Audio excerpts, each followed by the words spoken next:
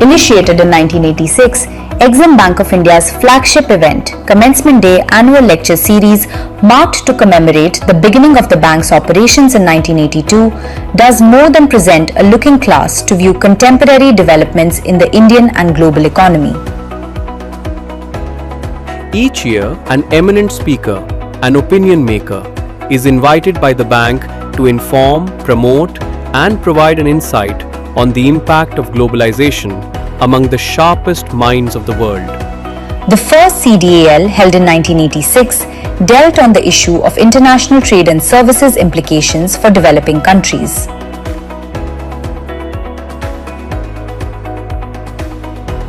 Dr. Nair had stated in his lecture that international trade in services should constitute an integral part of multilateral trade negotiations for progressive dismantling of barriers. Dr. Dasgupta had said that a great deal of lost human welfare could have been avoided were environmental planning an integral part of our national planning apparatus.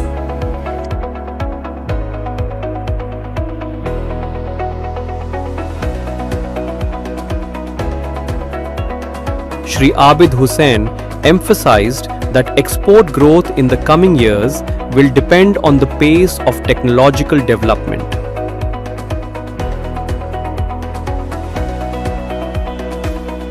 Shri M. Narasimham stated in 1989 that there needs to be a dose of liberalization of our financial sector.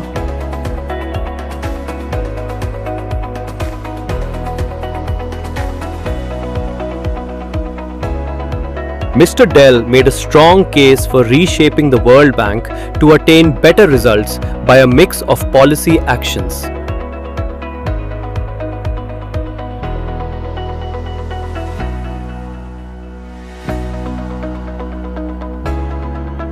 Professor Bardhan highlighted that people's belief in bureaucratic incapacity and the lack of motivation were behind the movement towards dismantling of state structures and privatization.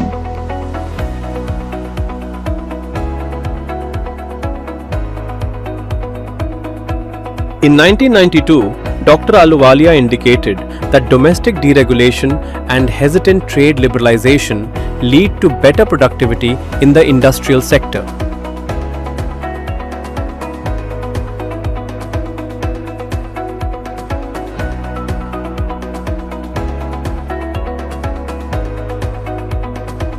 Lord Meghnad Desai touched upon the issue whether India can achieve the socialist ideal and solve the matters concerning it.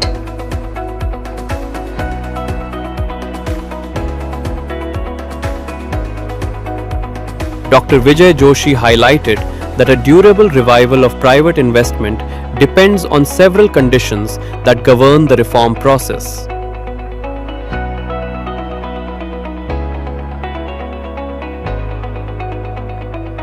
In the 10th CDAL, Dr. Fisher in his speech stated that only the market-oriented approach will lead to development and growth.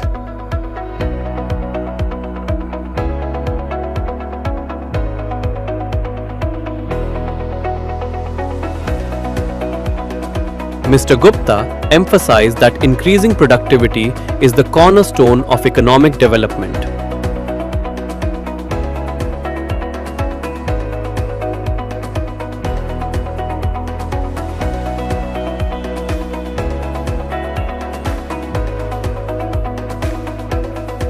Dr. Aspe elaborated on the subject by saying that the policy of rescuing inefficient firms introduces a negative incentive to private firms.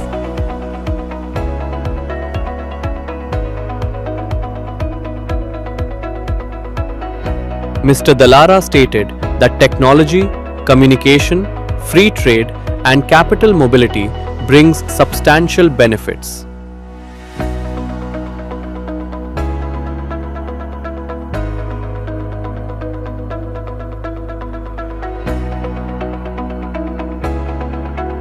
Mr. Bergsten was of the opinion that fresh negotiations are needed to enable the global system handle the problems plaguing international trade relations.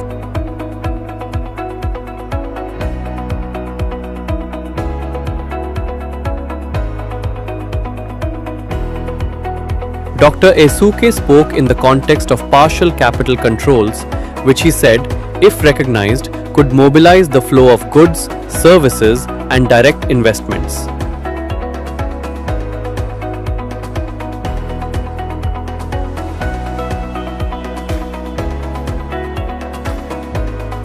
Professor Stern remarked in 2001 that improving the investment climate is about actions aimed at poverty reduction.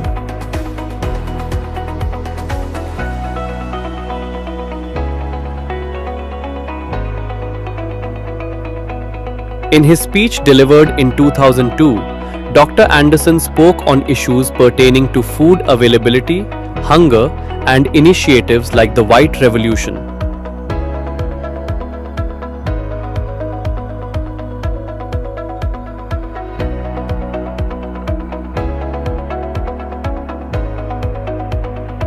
Mr. Bolger stated that the current international trade policies affected the condition of the farmers in the world.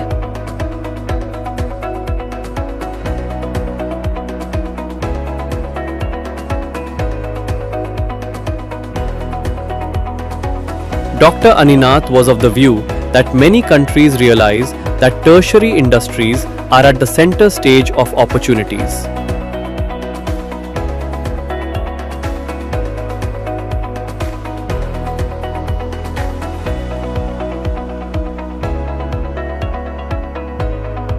Mr. Recupero in his speech gave a solution to reduce excessive volatility in exchange rate among various currencies to stabilize financial flows.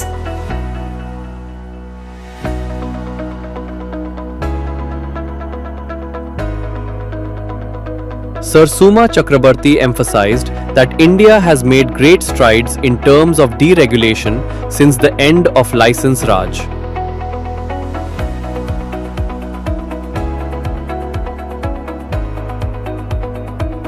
Dr. David Hume during the lecture quoted, "To assist people trapped in poverty, we need a livelihood security first approach."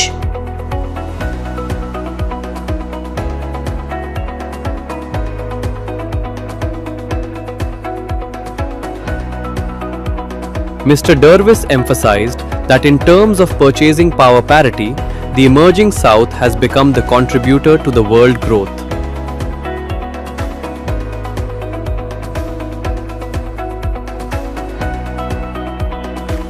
Mr. Lin said, without the countries with large forex reserves, investing in projects in developing countries with high returns could help restore stability in global trade.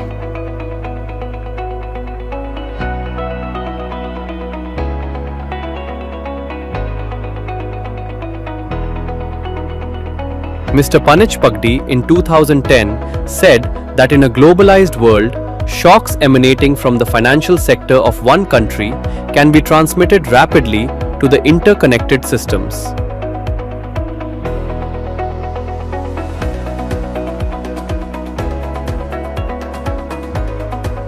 During his lecture, Professor Yu said that it was time for China to consider allowing the yuan to float freely.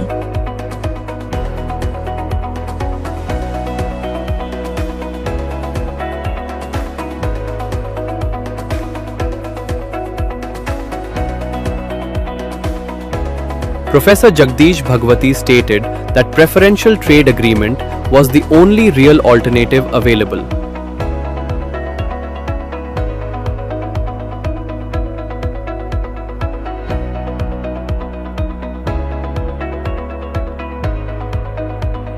In 2013, Professor Pranab Bardhan asserted, "For quality producers, globalization certainly helps."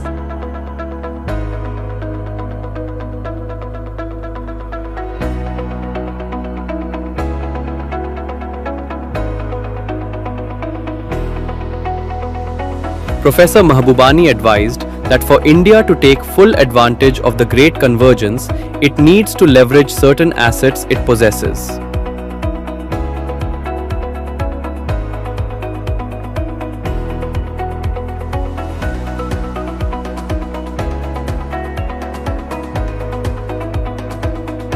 During the 30th CDAL in 2015, Dr. John Lipsky expressed that there is more to financial sector reform than just regulations, of course.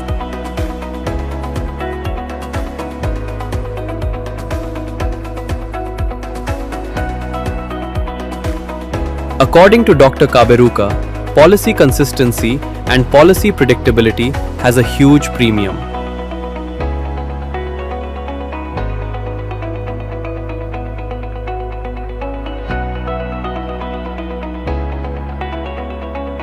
Professor Barry Eichengreen cautioned that foreign reserves may provide less protection against outflows than what meets the eye.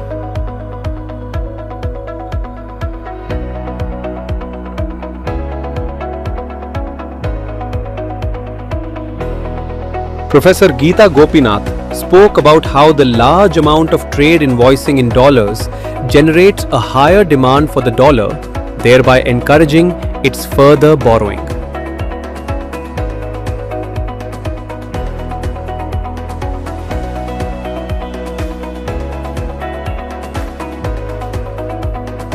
Professor Banerjee emphasized that India needs to start from a different set of premises and create a framework for social policy which is more responsive.